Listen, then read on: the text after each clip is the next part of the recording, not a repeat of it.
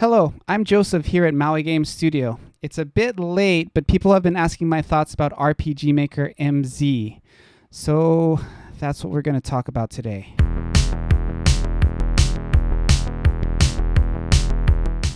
But before we get into it, make sure you subscribe if you haven't.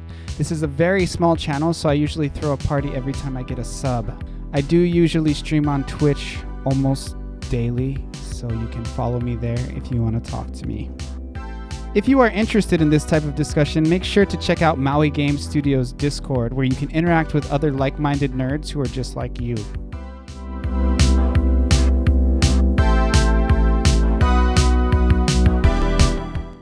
I just wanted to make a video about my experience with RPG Maker MZ. While there's plenty of content about RPG Maker MZ out there, I wanted to share something from the perspective of a developer with a commercial game on Steam. When I first installed RPG Maker MZ, I was not impressed. I uninstalled MZ and had it refunded in less than 2 hours. At that time, my stance was that the platform was a waste of money. However, a bit later, I saw a video from Echo607, who is an RPG Maker content creator on YouTube. She opened her existing RPG Maker MV project on MZ and found it ran much better. I've always loved Echo607's content, so I decided to try and employ the same treatment to my game Familia. This is the result. What went right and what went wrong? First, what went right? The game is faster, usually. I have experienced considerable speed increases on my Windows and Mac builds when testing with my computers. My game does not use Effectseer animation. Effectseer is a tool that allows easy creation of beautiful particle effects for games and movies. Effectseer animation does not work well with slower computers and mobile devices.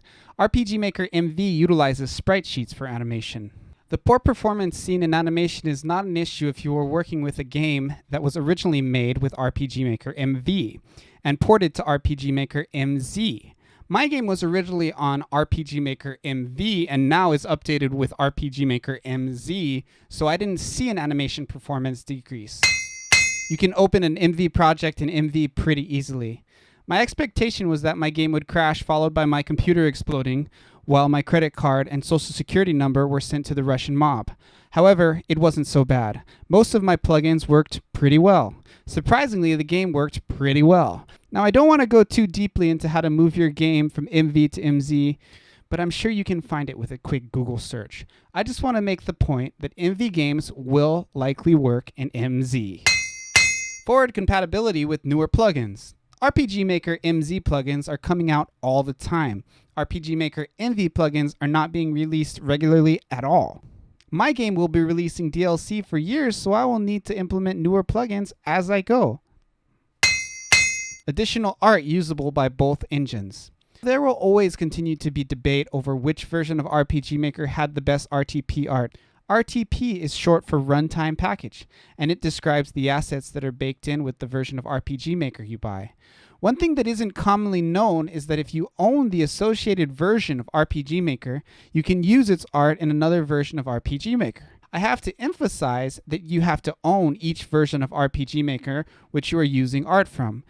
It's also worth mentioning that you can't use RPG Maker for a commercial game built with unassociated engines. In short, though, even if you do not use any of the bundled assets, it's still nice to have more options for placeholder art. What broke? A few plugins broke. I had 2 wonderful video background plugins that I loved. Said video background plugins were not compatible with RPG Maker MZ. I had to change my main title menu background and an in-game cutscene to accommodate the change. This was a bit of a disappointment, but it didn't affect the game too drastically or detrimentally. As a side note, now that I'm not using videos, I substantially reduced the file size of my game. This title screen is no longer part of Familia because my game no longer contains videos. Speed made certain things load in a different order, which broke my game. Familia was my first game, so I improved as a developer along the way. While my general practices are much stronger, some of my old methods were a bit amateur. With the game increasing in frame rate, much of my programming was dependent on frames and no longer worked properly. I learned the hard way that too much speed can break a game. It's like driving your car too fast.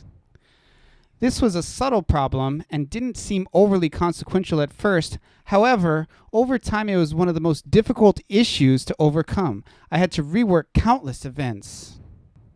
It's worth stating that many of the issues I'm dealing with would have not been issues if I used best practices when I first created my game. I've learned that when programming, make sure to know when to trigger events from frames and when to trigger events from time. Certain camera sequences needed to be reworked because of higher frame rate. I know I'm going on about speed being a problem. Many of my cutscenes would naturally slow down, which made them seem smooth. Now with every camera angle movement running at warp speed, I had to rework lots of the programming. Game file size increased because I accidentally imported too much art. If you do import your RPG Maker MV game into RPG Maker MZ, I recommend you spend some time organizing your assets. Ultimately, this means you would have to go through all of your sounds and images only to keep the assets in your game folder that are being used by your game. With a Steam game like mine, you don't want unused assets on your game. Download size is a substantial factor for my users. If a game is bigger than it should be, it can create a negative experience for the people who buy your game. To give an example of what I mean, when I first dropped Familia into RPG Maker, the file size increased from 0.9 gigabytes to 1.6 gigabytes. Yes, my file size increased by 0.7 gigabytes. It took me about 30 hours to go through and remove all the unneeded assets. Currently, my game size stands at 0.9 gigabytes on Windows and 1.2 gigabytes on Mac. As a side note, it's worth noting that migrating over to MZ will change a lot of the default sounds in your database and a few other places. This means that you may think you are not using a sound in your game, only to find out that the sound or image you deleted is baked into the default settings of the game. So should you migrate from RPG Maker MV to RPG Maker MZ? What you do next really depends on your project. I think for the most part, the migration to MZ was beneficial, but this is a case-by-case call. Look at my wins and losses with my migration and figure out what your priorities are.